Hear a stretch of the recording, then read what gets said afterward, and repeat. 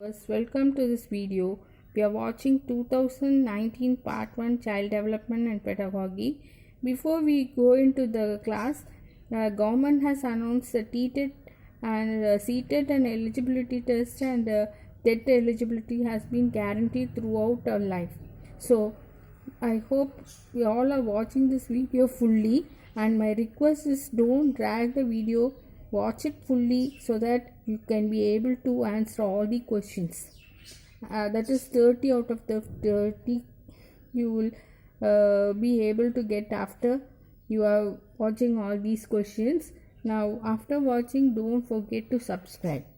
Now we'll move on to 24th question. Which of the following does not result in meaningful facilitation of learning?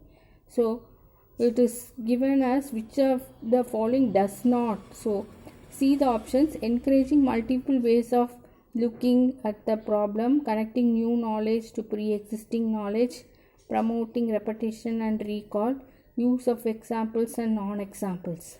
If you see that in all these options, promoting repetition and recall, this does not match all match with this question. So other things, that is encouraging multiple ways, connecting new knowledge and promoting repetition and connecting new knowledge, use of examples and non-examples, all these will give the correct facilitation in learning, and promoting and repetition is the only thing which cannot be accepted for this question. So the correct answer is promoting repetition and recall.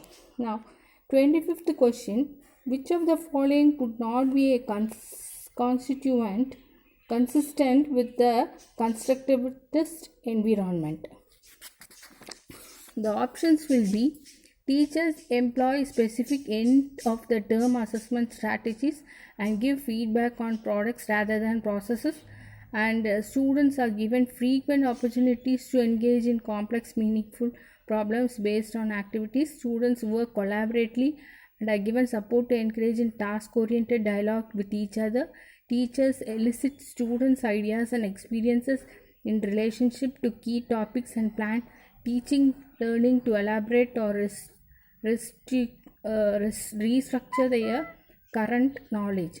In this, if you see, the teachers has to employ a specific end of the term assessment. They have to stop the assessment after getting one assessment and give feedback to their processes, rather than to continue and give complex based activities and task oriented dialogue, and new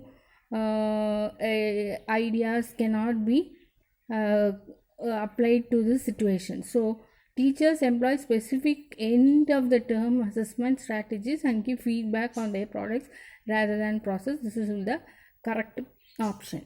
Next, 26th question: teachers should encourage students to set dash rather than dash. See the first dash, rather than dash. So options will be: marks seeking goals, failure avoiding goals, learning goals, performance goals, learning goals, failure avoiding goals, marks seeking goals. So marks and failure will not match, so both the first and the fourth option will not be correct.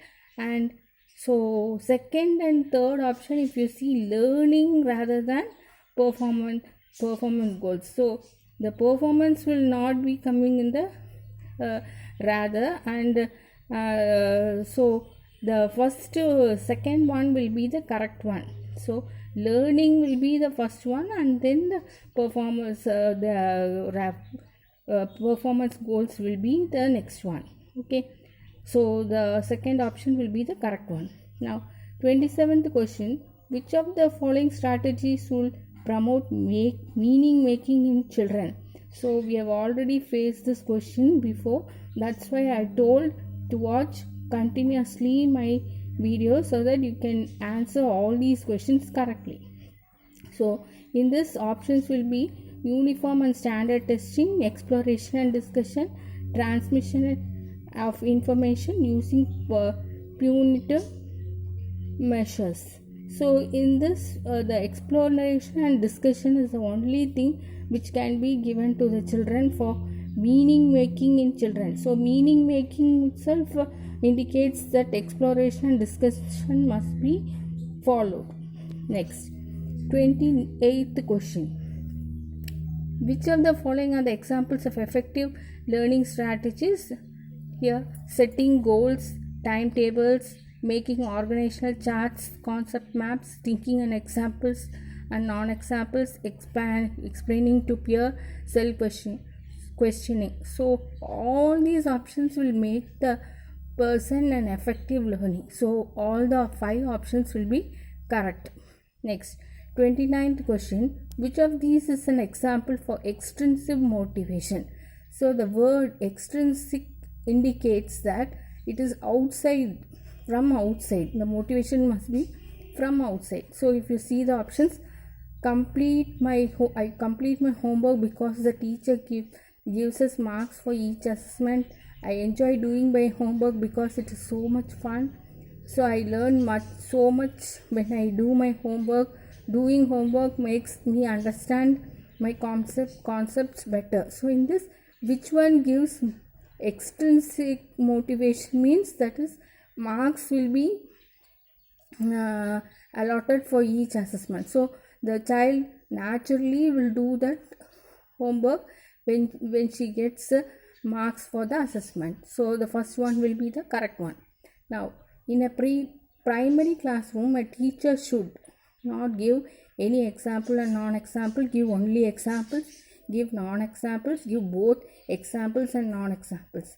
So the teacher must give both non-examples and examples, because in a primary classroom the age group will be from 5 to 9. So the children will learn with the examples and some will without examples. So both must be taken into account. Thank you for watching this channel.